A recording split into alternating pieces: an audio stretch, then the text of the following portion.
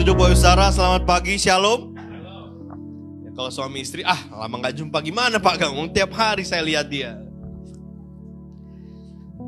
Puji Tuhan, bagaimana kabarnya Bapak Saudara? Luar biasa.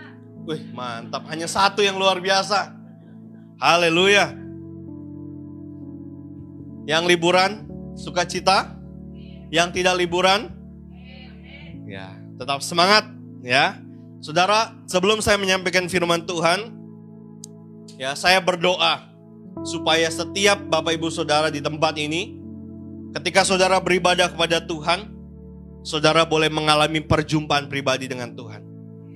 Karena apa saudara? Karena saya percaya di dalam hadirat Tuhan, hidup kita akan diubah. Ya. Di dalam hadirat Tuhan, kita terima kekuatan. Di dalam hadirat Tuhan, kita terima sukacita. Makanya hidup kita tidak lagi terombang-ambing oleh keadaan. Apapun boleh terjadi di sekitar kita. Anak Tuhan, maju terus. Amin saudara. Ya. Saya berdoa untuk salah satu keluarga jemaat di tempat ini. Ya, saya sampaikan beberapa bulan yang lalu kepada dia. Saya berdoa supaya nanti kalian bisa punya ini. Gitu. Saya nggak perlu sebut lah ya. Kalau saya sebut langsung ketahuan nanti. Ya. Kemarin waktu saya ngobrol-ngobrol hari Jumat atau hari Sabtu, dan ternyata apa yang didoakan itu akan segera terwujud. Kasih tepuk tangan dong buat Tuhan. Saudara, saya percaya ketika kita bersungguh-sungguh di dalam Tuhan, memang kita belum sempurna. Memang kita masih bisa jatuh dalam dosa. Tapi ketika kita punya keinginan untuk bersungguh-sungguh di dalam Tuhan, Tuhan bisa ubah keadaan kita dalam sekejap, saudara. Ya, nggak perlu menunggu waktu lama. Tuhan bisa mengubah keadaan kita. Ya. Kuncinya adalah bagaimana hati kita bisa terpaut kepada Tuhan, terkoneksi dengan Tuhan. Saya mau katakan begini, dengar baik saudara. Mungkin jam doa kita masih bolong-bolong. Mungkin jam saat teduh kita, baca firman Tuhan juga mungkin nggak setiap hari. Tapi dengar baik pagi hari ini. Kasih Tuhan, kebaikan Tuhan, kemurahan Tuhan tidak akan pernah terpengaruh oleh keadaan saudara. Ya, dia tetap Allah yang baik. Ya. Mungkin kita yang seringkali melupakan Tuhan. Tapi sekali-kali Tuhan tidak pernah melupakan hidup kita. Makanya pagi hari kita perlu terkoneksi dengan Tuhan. Ya. Tema gereja kita di bulan ini adalah merindukan Tuhan. Dan inti daripada merindukan Tuhan adalah reconnecting. Ya, tema gathering kita. Saya berdoa sekali lagi biar Bapak Ibu Saudara yang beribadah di tempat ini, yang bergabung di dalam keluarga jemaat JKI Home, saudara boleh mengalami perjumpaan dengan Tuhan secara pribadi. Ya. Kenapa saudara? Karena di tempat ini saudara boleh tampil apa adanya. Saudara nggak perlu berpura-pura menjadi orang baik. Saudara nggak perlu berpura-pura menjadi orang yang suci, orang yang rohani. Tampillah diri saudara apa adanya. Kenapa? Karena kita di sini sama-sama dibentuk, sama-sama berubah oleh karena firman Tuhan. Mungkin kita kuat di satu sisi, tapi di sisi lain kita lemah. Demikian juga sesama kita, orang-orang yang ada di sebelah kiri kanan saudara. Mungkin dia kuat dalam sisi yang satu, tapi dia lemah dalam hal yang lain. Karena itulah fungsinya kita sebagai gereja. Sebagai satu tubuh Kristus, kita saling menguatkan satu sama lain. Ya. Jadi ketika saudara ada di tempat ini, ketika saudara beribadah di tempat ini, kami menerima keadaan saudara apapun. Ya. Tapi jangan karena diterima dengan apapun, ya udah Pak Gembala saya mah begini-begini aja. Kita harus mau terus berubah jadi lebih baik. Yang setuju katakan amin. Ya. Inilah metanoia saudara, pembaharuan dari hari ke hari. Kalau dulunya pemarah, temperamen, semakin mengenal Kristus. Ya, waktu saudara dibaptis keluar dari air, nggak langsung tiba-tiba marahnya berhenti. Saudara harus berjuang dengan diri saudara untuk bisa meredam, mematikan daging itu. Keinginan untuk marah itu, temperamen itu. Saudara yang merokok, saya berdoa nggak ada, makanya saya kasih contoh. Ya, saudara keluar dari air setelah dibaptis, nggak tiba-tiba saudara jadi berhenti ngerokok. Saudara harus berjuang dengan diri saudara. Karena apa? Karena saya sadar tubuhku adalah milik Kristus. Maka aku tidak mau mengotori tubuhku lagi. Amin saudara. Kita yang berjuang dengan diri kita. Makanya gereja ini menerima keadaan saudara tanpa penghakiman. Ya. Kalau saudara hadir di gereja ini, saudara merasa terhakimi, silakan lapor kepada orang-orang yang berbaju biru. Siapa yang berbaju biru? Saya, Ibu Gembala, Pak Robi, Pak Billy, Bu Evelyn, Ciheni, Louis. Nah, silakan lapor lah. Ya. Bilang, kami dihakimi Pak. Wah, gitu ya. Mari saudara kita akan baca firman Tuhan hari ini. Saya akan berkhotbah dengan judul Reconnecting di dalam Yohanes pasal yang ke-15 ayat yang pertama sampai dengan yang ke-8. Yohanes pasal yang ke-15 ayat yang pertama sampai dengan yang ke-8. Saya akan bacakan ayat ini untuk Bapak Ibu Saudara. Bapak Ibu Saudara silakan menyimak ayat demi ayat dengan baik. Judul perikopnya adalah pokok anggur yang benar. Firman Tuhan, akulah pokok anggur yang benar dan Bapakulah pengusahanya. Setiap ranting padaku yang tidak berbuah dipotongnya, dan setiap ranting yang berbuah dibersihkannya supaya ia lebih banyak berbuah. Kamu memang sudah bersih karena firman yang telah kukatakan kepadamu. Tinggallah di dalam aku dan aku di dalam kamu, sama seperti ranting tidak dapat berbuah dari dirinya sendiri kalau ia tidak tinggal pada pokok anggur. Demikian juga kamu tidak berbuah jikalau kamu tidak tinggal di dalam aku. Akulah pokok anggur dan kamulah ranting-rantingnya. Barang siapa tinggal di dalam aku dan aku di dalam dia, ia berbuah banyak. Sebab di luar aku kamu tidak dapat berbuat apa-apa. Barang siapa tidak tinggal di dalam aku, ia dibuang keluar seperti ranting dan menjadi kering. Kemudian dikumpulkan orang dan dicampakkan ke dalam api lalu dibakar. Jikalau kamu tinggal di dalam aku, dan firmanku tinggal di dalam kamu, mintalah apa saja yang kamu kehendaki, dan kamu akan menerimanya. Dalam hal inilah Bapakku dipermuliakan, yaitu jika kamu berbuah banyak, dan dengan demikian kamu adalah murid-muridku. Saudara, ketika saya merenungkan firman Tuhan tentang reconnecting, tentang terhubung kembali dengan Tuhan, ya, saya menemukan ayat ini adalah ayat yang sangat menarik. Perikop ini adalah perikop yang sangat menarik.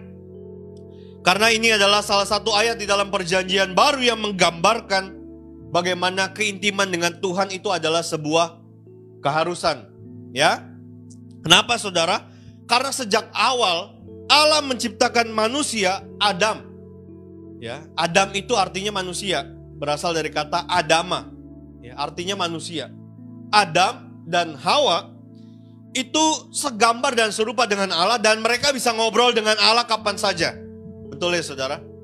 Ya, Allah menghampiri Adam lalu Allah tanya, siapa nama binatang ini? Adam menjawab, ini si jerapah, ini harimau, ya, ini dinosaurus. Dinosaurus ada nggak saudara? Adalah. Kejadian pasal pertama kan Tuhan mengatakan menciptakan segala binatang. Ya, kalau dinosaurus binatang berarti dia ada. Tapi kemudian saudara, dosa membuat manusia terpisah dari Allah.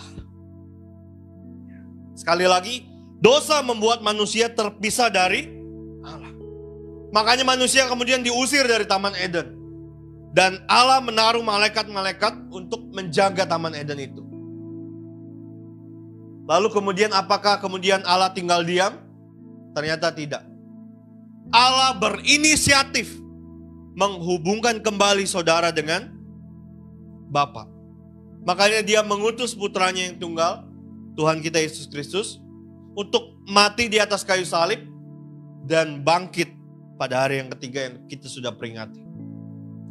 Itulah reconnecting.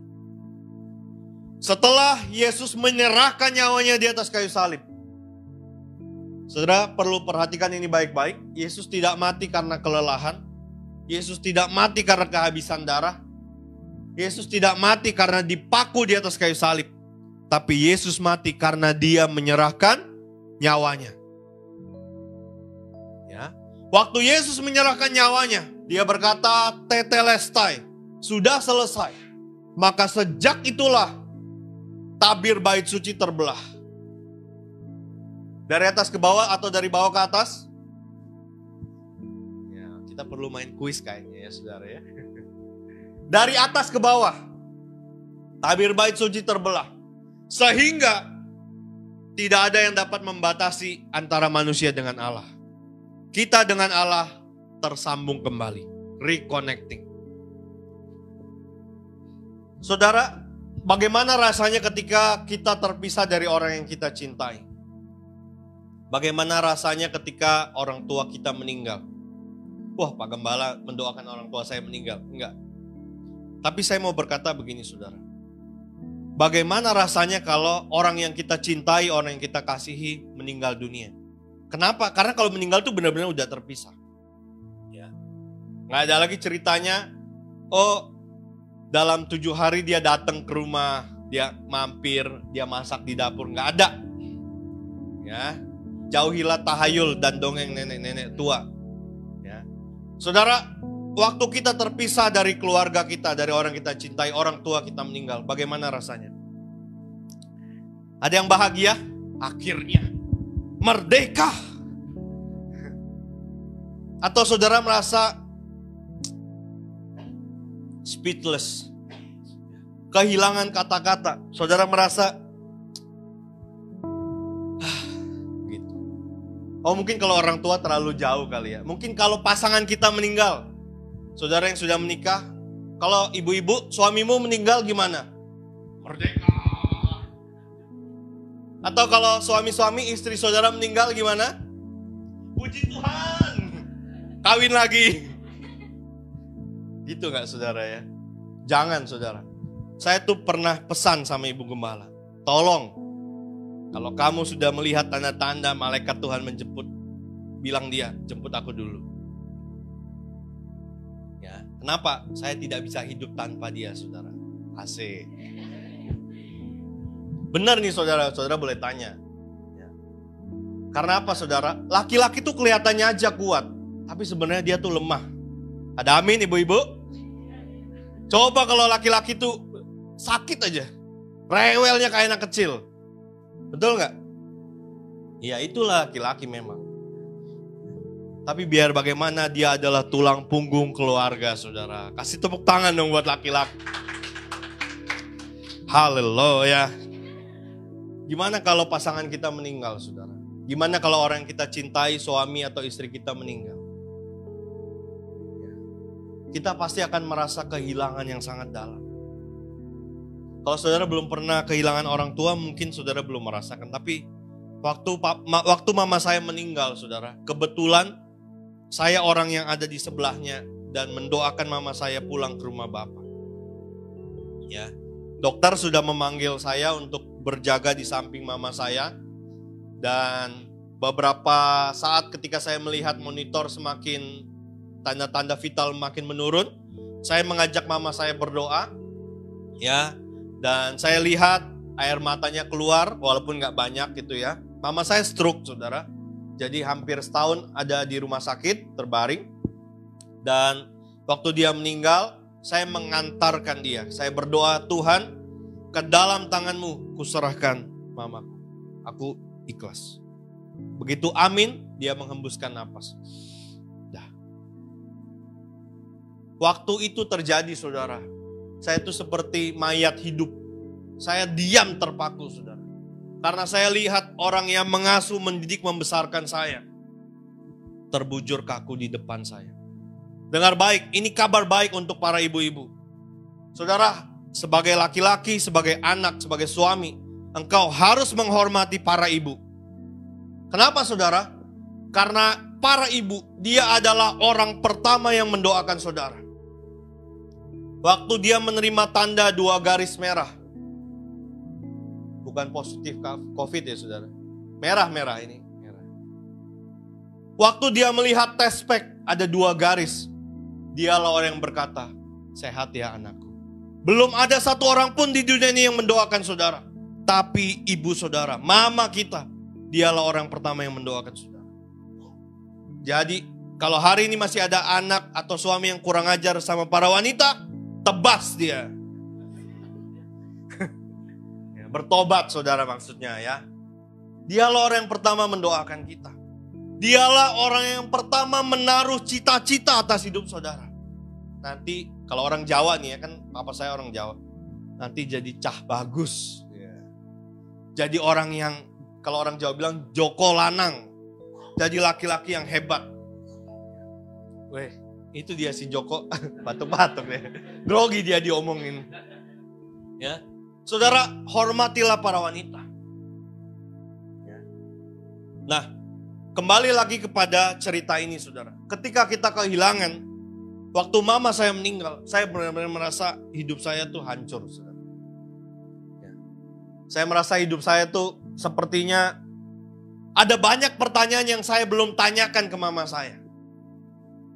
Tapi sudah selesai, sudah terpisah. Tapi pertanyaannya pagi siang hari ini adalah bagaimana rasanya kalau kita terpisah dari Tuhan? Apakah saudara juga merasakan yang sama ketika saudara kehilangan orang yang saudara cintai? Atau saudara merasa, baik-baik saja? Atau saudara merasa, toh buktinya saya nggak berdoa, saya masih bisa tetap hidup Pak Gembala. Ya memang. Karena penghakiman itu bukan sekarang, nanti. Kita masih bisa tetap hidup, masih bisa tetap bekerja, masih bisa tetap punya uang, masih bisa mencapai kesuksesan bahkan. Ya, dengan cara-cara yang kotor sekalipun juga bisa. Tapi itu saudara hanya nikmati di bumi. Begitu penghakiman terakhir, the end of life. Berakhir sudah semua. Siapa yang suka nelpon pakai WhatsApp? Saya paling gak suka nelpon pakai WhatsApp. Ada yang suka nelpon pakai WhatsApp? Saudara lagi ngomong panjang lebar gitu ya. Tiba-tiba tutut. Tutut. Tulisannya apa saudara? Reconnecting, menghubungkan kembali. Saudara udah cerita panjang lebar, tahu nggak tadi tuh begini-begini. Nggak lama saudara yang tutut. Capek dah. Begitulah kita dengan Tuhan saudara. Kalau kita tidak memiliki hubungan yang intim dengan Tuhan, kita tidak terkonek dengan Tuhan, kita seolah-olah sedang ngobrol, menceritakan panjang lebar Tuhan aku begini-begini, tapi dari sisi Tuhan, tutut, tutut. Ngomong sendiri. Akhirnya capek. Makanya gak heran banyak anak-anak Tuhan yang merasa jenuh dalam hidupnya. Karena sebenarnya dia tidak terkonek dengan Tuhan. Dia merasa sudah mencurahkan semuanya. Tuhan aku nih begini-begini, keadaanku begini-begini. Tapi seolah-olah Tuhan tidak mendengar. Kenapa? Karena Yesaya berkata, bukan telinga Tuhan yang kurang tajam. Bukan tangan Tuhan yang kurang panjang untuk menolong. Tetapi yang menjadi pemisah antara kamu dan Allahmu ialah segala dosa dan kejahatan. Makanya siang hari ini kita perlu terkoneksi kembali dengan Tuhan. Kita akan belajar dari Yohanes pasal 15 ini saudara. Mengapa kita perlu connect dengan Tuhan? Yang pertama saudara. Catat baik-baik. Yang pertama adalah karena Tuhan adalah pemilik hidup kita. Katakan amin. Tuhan adalah pemilik hidup kita. Ayat yang kedua dikatakan begini saudara. Ayat yang pertama dan kedua. Akulah pokok anggur yang benar dan Bapakku adalah pengusahanya. Ayat yang kedua, setiap ranting padaku. Ya, setiap ranting padaku. Stop sampai di sini. Menggambarkan kepemilikan. Ranting pada Tuhan, ranting kepunyaan Tuhan. Kita perlu terkoneksi dengan Tuhan, kita perlu connect dengan Tuhan karena Tuhan adalah pemilik hidup kita, saudara. Kalimat ini menggambarkan kepemilikan Allah atas hidup saudara. Hak mutlak Allah atas hidup saudara. Kalimat ini menggambarkan bagaimana Allah berkuasa atas hidup saudara. Seharusnya. Makanya dikatakan setiap ranting padaku. Kita harus sadar bahwa kita ini adalah milik Tuhan. Gak ada yang amin. Saya udah berapi-api nih saudara. Sampai kepanasan. Ingat saudara, hidup kita telah ditebus. Bukan dengan emas perak, bukan dengan barang yang fana. melainkan dengan darah yang mahal, yaitu darah Kristus Yesus sendiri. Makanya dia merasa bahwa kita adalah miliknya. Makanya dia katakan setiap ranting padaku. Itu adalah menggambarkan kepemilikan. Hidup saudara dan hidup saya adalah milik Tuhan. Karena Pak Sinto lagi megang HP, saya pinjam dulu HP-nya Pak. Ini bukan lagi disetrap, pinjam. Saudara, waktu saya pinjam HP Pak Sinto, boleh saya gunakan sesuka hati saya? Kenapa? Hah? Privasi. Karena ini bukan punya saya, saudara. Betul nggak? Ya. Saya mau lempar boleh nggak? Saya kesel sama siapa? Ko David misalnya, saya timpuk pakai HP-nya Pak Sinto, boleh nggak? Boleh. Benar juga.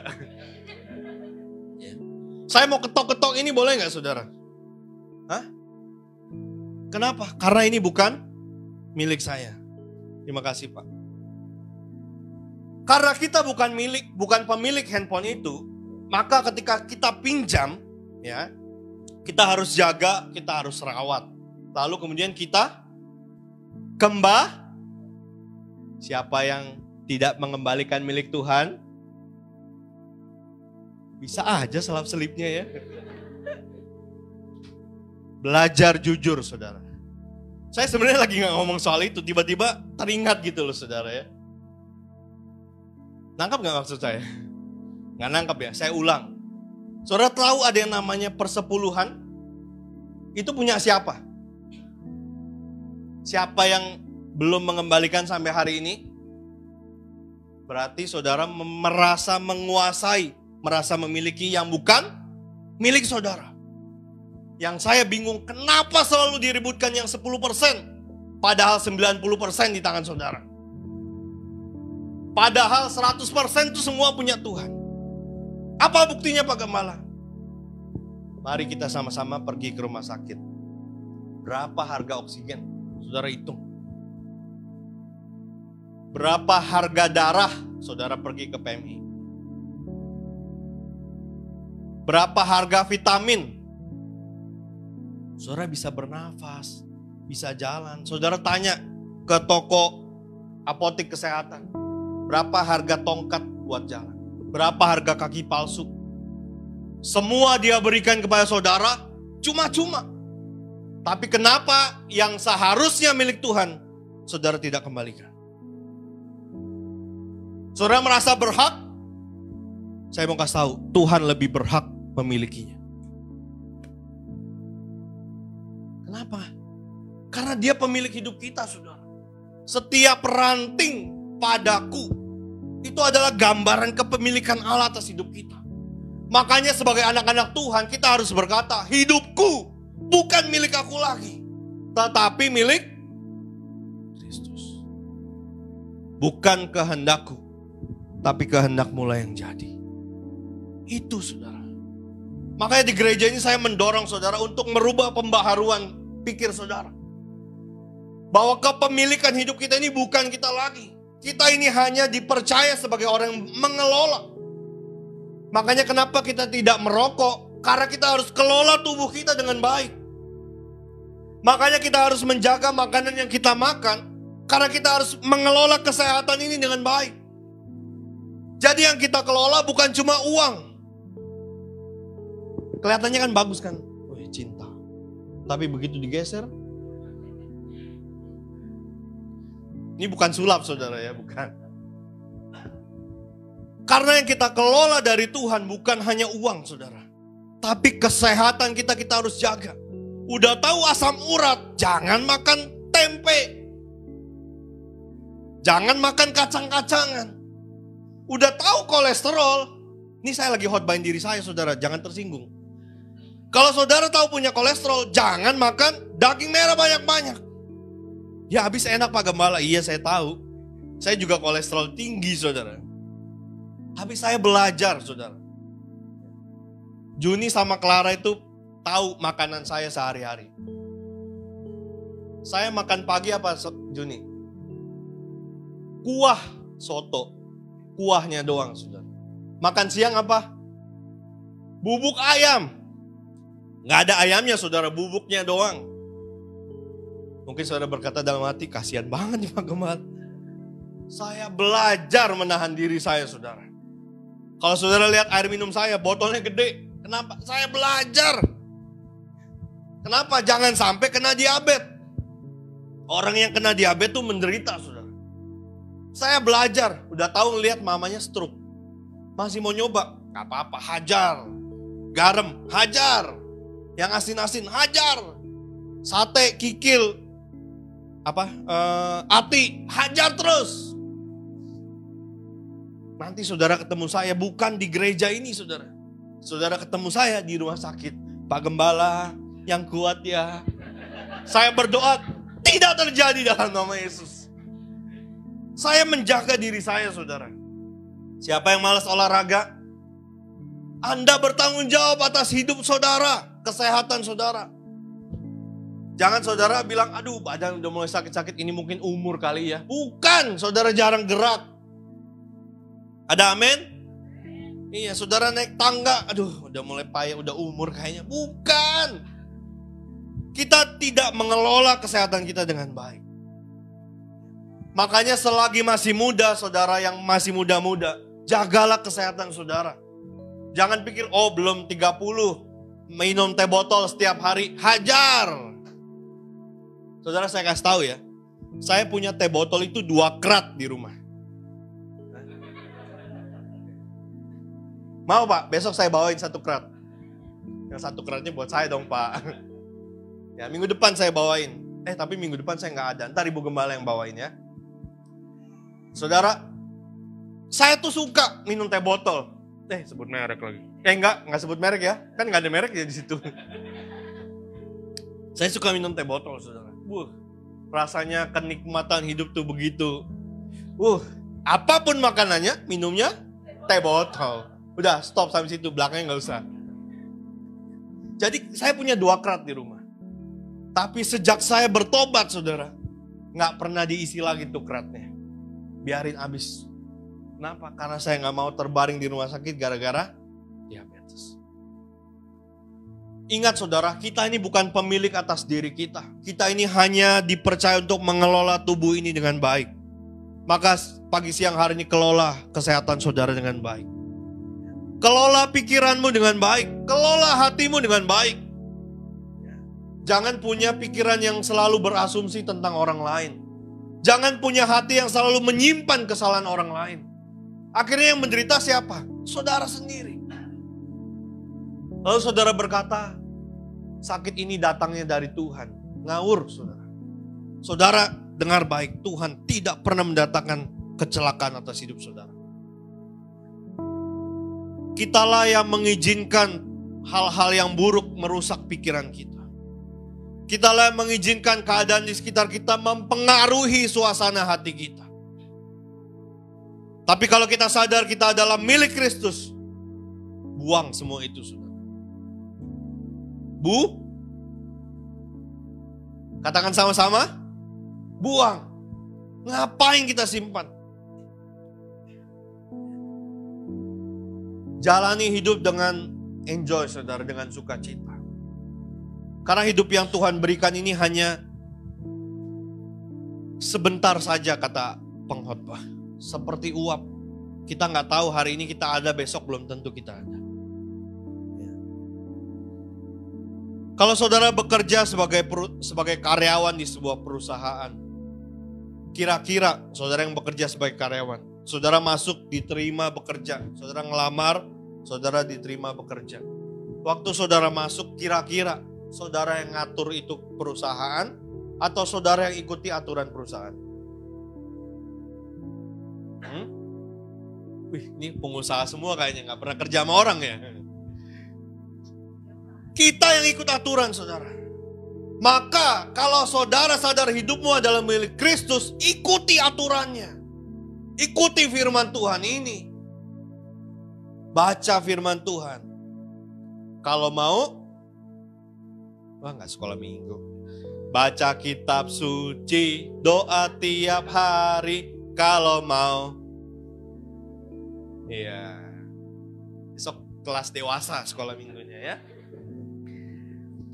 Saudara, kalau kita sadar Tuhan itu pemilik hidup kita, maka sebagai pengelola kita perlu connect dengan Tuhan supaya kita ngerti maunya Tuhan atas hidup kita. Ya, ini yang pertama, saudara. Yang kedua, kenapa kita perlu connect sama Tuhan? Karena Tuhan adalah sumber kehidupan. Ayat yang keempat sampai yang keenam dikatakan begini. Tinggallah di dalam aku dan aku di dalam kamu.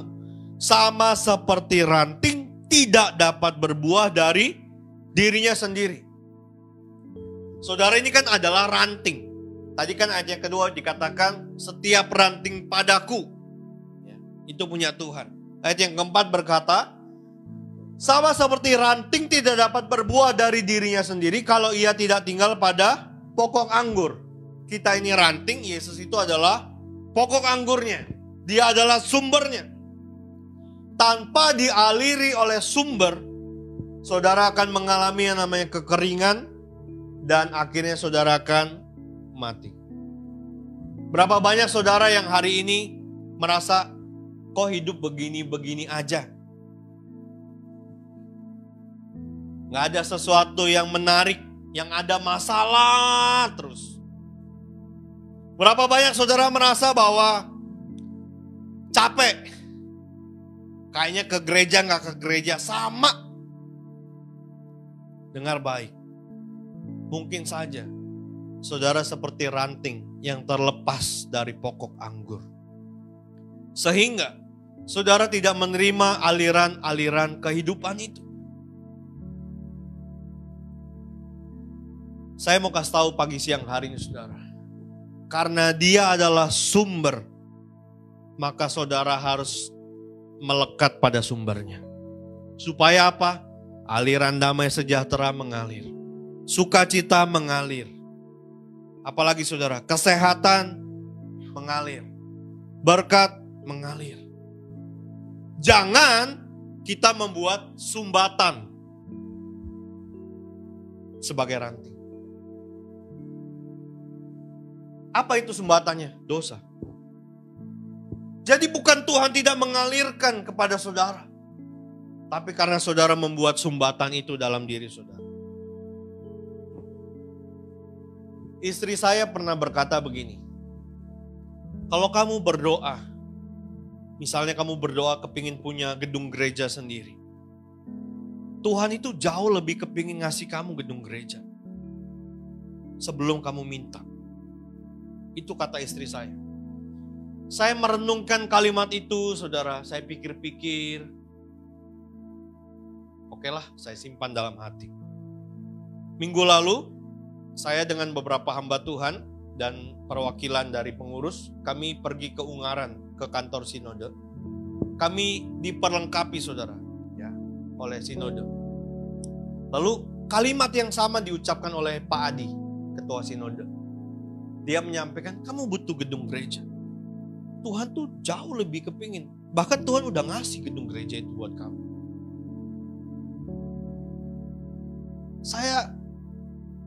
Saya jawab lagi saudara, kurang ajar memang nih. Saya jawab, oh belum waktunya Pak. Siapa bilang kata dia? Itu sudah terjadi di dalam roh. Kamu menariknya ke dalam dunia nyata. Kenapa saudara? Saya pikir sampai malam itu saya gak bisa tidur saudara. Istri saya bilang, kamu tidur ngorok. Iya, tapi kebangun, tidur, kebangun, tidur, kebangun. Saya gak bisa tidur, saudara. Ya, saya pikir, selama ini, kenapa hal-hal yang saya doakan itu tidak terjadi? Sebenarnya bukan karena Tuhan tidak menjawab doa saya. Tuhan menjawab doa saya di dalam roh. Sayalah yang tidak membuat itu menjadi nyata di dalam hidup ini. Apa yang membuat saya tidak menjadikan itu nyata? Iman. Kita berdoa kepada Tuhan, jadilah kehendak-Mu di bumi seperti di sorga. Di sorga kita punya rumah. Di bumi kita punya rumah. Masa punya istana? Di sorga kita punya rumah, di bumi kita punya rumah. Makanya berdoa, Tuhan, jadikanlah yang di sorga itu nyata di bumi. Yang menghalangi itu semua terjadi adalah iman. Saya tidak cukup beriman punya gedung gereja sendiri. Saya jawab loh saudara. Pak Adi maksudnya. Saya sudah mendoakan tanah. Saya sudah injakkan kaki saya di tanah itu. Terus Pak Adi bilang, kamu udah tanya belum berapa harganya? Belum. Kenapa belum kamu tanya? Ya nggak berani. Dia bilang, tanya aja. Tanya nggak bayar kok. Iya juga ya. Tapi nggak tahu kenapa saudara, ada yang menghalangi saya untuk tidak bertanya. Karena saya tuh orangnya malu saudara. Ya. Udah pede-pede nanya, berapa itu harga tanah di sebelah IBC? Sebelah IBC saudara ya. Sebelah IBC, itu ada tanah kosong persis sebelahnya. Itu tanah yang saya doakan. 1000 meter persegi. Saya nggak berani datang ke HDP, itu berapa harga tanah? Nggak berani saudara, benar. Saya ngomong jujur sama saudara. Kenapa? Karena setelah saya nanya, nomor telepon saya dicatat nama-nama. Besok-besok, Pak gimana Pak tanahnya? Aduh.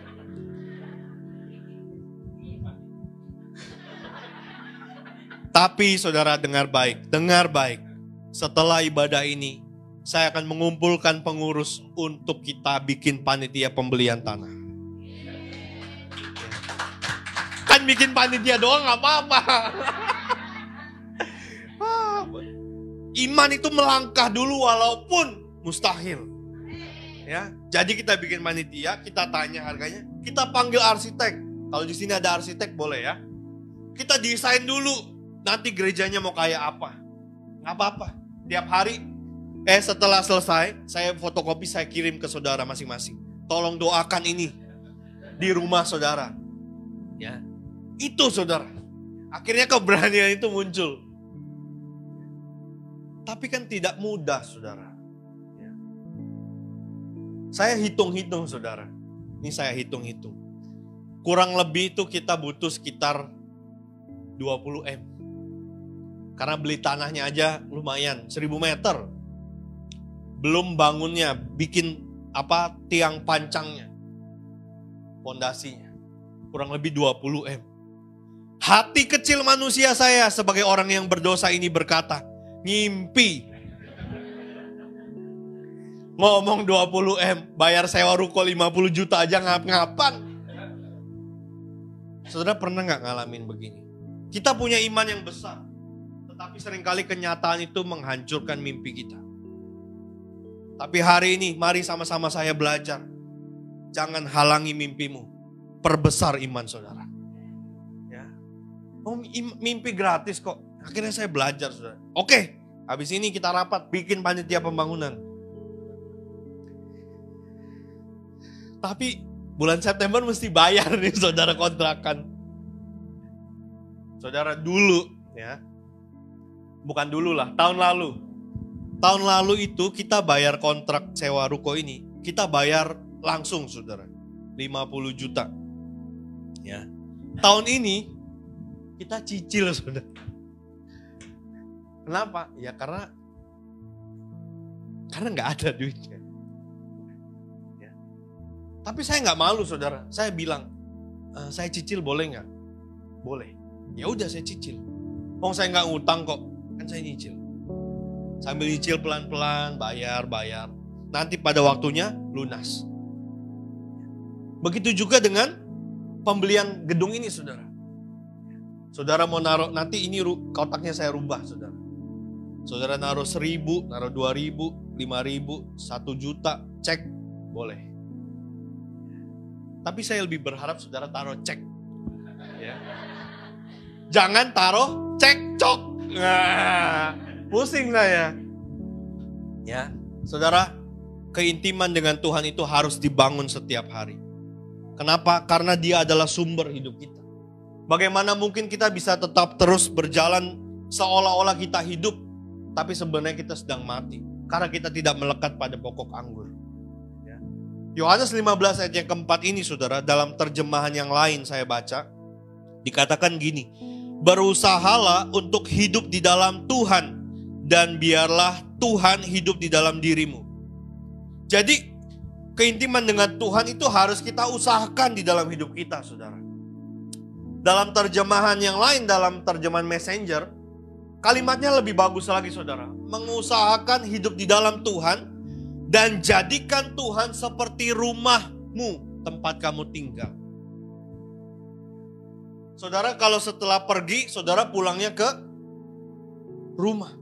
Jadikan Tuhan sebagai tempat kamu pulang. Itu saudara. Waktu saya baca terjemahan yang lain ini, saya sangat diberkati sekali saudara.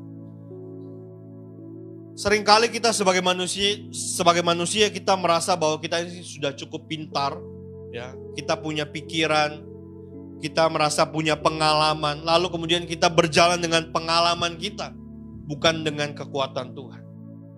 Akhirnya kita mendapati diri kita jatuh dan jatuh lagi. Saudara, kita harus mengkhususkan waktu untuk kita memiliki keintiman dengan Tuhan. Ya, kita yang harus meluangkan waktu. Kalau kita bilang gak ada waktu, ya jelas karena kita tidak mengkhususkan waktu untuk bersekutu dengan Tuhan. Tapi saya berdoa siang hari ini, biar Bapak Ibu Saudara mempunyai waktu khusus untuk saudara bisa terkonek dengan Tuhan. Ya, kalau kita sadar bahwa Tuhan itu sumber hidup kita, maka sebagai pengelola yang baik, kita perlu selalu connect dengan Tuhan untuk menggantungkan hidup kita supaya kita dialiri oleh aliran kehidupan. Yang terakhir saudara, kenapa kita perlu connect dengan Tuhan? Karena Tuhan mau kita berbuah banyak. Ayat yang ke-7 dan yang ke-8 dikatakan, kalau kamu tinggal dalam aku dan firmanku tinggal dalam kamu, minta apa saja yang kamu kehendaki, kamu akan menerimanya. Dalam hal inilah Bapakku dipermuliakan, yaitu jika kamu berbuah banyak. Tuhan menghendaki saudara dan saya berbuah. Buah roh, buah pertobatan, buah jiwa-jiwa, ya, buah-buah karunia, dan lain sebagainya. Tuhan menghendaki setiap saudara dan saya berbuah. Coba kalau satu orang ngajak satu orang, saudara, udah gak muat tempatnya. Ini kan kita kurang lebih 30-an. Kalau gak percaya hitung aja. Kita bawa satu orang satu, udah 60 saudara, udah gak muat tempat. Bodohnya saya, ini saya jujur saudara, ini bodohnya saya. Saya ngomong sama ketua sidang, tenang Pak, kita bikin ibadah 1, 2, 3, 4, 5, sampai 6. Kata Pak Adi cuma satu kali kata saudara, kelamaan, beli aja tanahnya, bangun. Iya ya, benar juga. Kita bikin ibadah 1, 2, 3, 4, 5, 6, pusing memain musiknya saudara. Saya belajar saudara, ya, bahwa kita sebagai anak-anak Tuhan, kita membatasi karya Tuhan itu bekerja di dalam diri kita. Tuhan mau kita berbuah. Tuhan mau hidup kita menghasilkan. Tuhan mau hidup kita berdampak. Bahkan Alkitab berkata bahwa kita ini adalah garam dan terang. Jadi Tuhan mau kita menggarami dunia ini, memberi warna bagi dunia, menerangi dunia, bukan sebaliknya. Tapi pertanyaannya, buah seperti apa yang kita hasilkan kalau kita tidak melekat pada pokok anggur? Maka kita perlu melekat dulu supaya kita bisa berbuah. Coba kita buka Matius pasal 12 ayat 33 saudara. Matius pasal 12 ayat 33.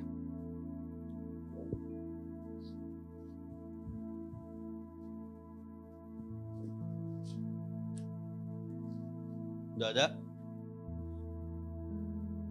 33.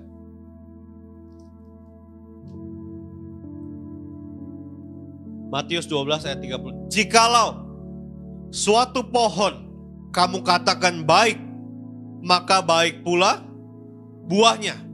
Jikalau suatu pohon kamu katakan tidak baik, maka tidak baik pula buahnya. Sebab dari buahnya pohon itu dikenal.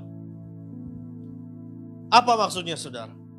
Kalau saudara menyebut dirimu sebagai orang Kristen, maka buah hidupmu itulah yang dilihat dan dikenal orang sebagaimana Kristus yang mereka pikir. Makanya jangan heran kalau ada orang bilang gini, kok orang Kristen hidupnya begitu ya? Kenapa? Karena buah yang kita hasilkan tidak sama dengan pohonnya. Ada banyak tokoh-tokoh bersejarah, salah satunya Mahatma Gandhi. Dia berkata bahwa aku menyukai Kristus, aku mengagumi Kristus, tapi tidak pengikutnya. Kenapa? Karena buah yang dihasilkan tidak sama dengan pokok anggur. Saya berdoa siang hari ini, biar hidup saudara melekat kepada Tuhan. Supaya buah yang saudara hasilkan dari hidup saudara sama seperti pokok anggur. Alkitab berkata yang tidak berbuah dipotong, yang berbuah dibersihkan supaya lebih banyak berbuah. Dengar baik, masalah yang saudara alami dalam hidup saudara tidak berasal daripada Tuhan. Saya ulangi, masalah yang terjadi dalam hidup saudara tidak berasal daripada Tuhan. Tetapi itu bisa menjadi jembatan saudara terhubung dengan Tuhan. Pilihan di tangan saudara. Apakah saudara mau meluangkan waktu, mengkhususkan waktu untuk terhubung dengan Tuhan atau tidak? Kalau kita sadar bahwa Tuhan mau hidup kita berbuah, maka kita sebagai ranting perlu untuk selalu bisa connect dengan Tuhan. Supaya kita bisa terus menerangi dan menggarami dunia ini. Saya akan tutup dengan sebuah kalimat. Pemain musik, tim pujian boleh maju ke depan. Dengar baik saudara. Daud sudah diprediksi mengalami kekalahan waktu dia menghadapi Goliat. Semua orang meragukan dia. Semua orang mempertanyakan kemampuannya. Tetapi akhirnya kita sama-sama tahu. Justru Daud mengalami kemenangan. Karena kebangkitan Kristus. Karena hidup kita yang terkoneksi dengan Tuhan. Kita diprediksi mengalami kemenangan. Waktu kita melawan segala tipu muslihat iblis. Tetapi persoalannya, apakah kita masih membiarkan diri kita terus jatuh, bangun karena kekalahan. Kalau kita terkonek dengan Tuhan, maka hidupmu akan terus dialiri aliran-aliran air hidup. Sehingga saudara bisa terus berdampak. Saudara bisa terus memberkati orang-orang yang ada di sekeliling saudara. Tuhan Yesus memberkati kita semua. Amin.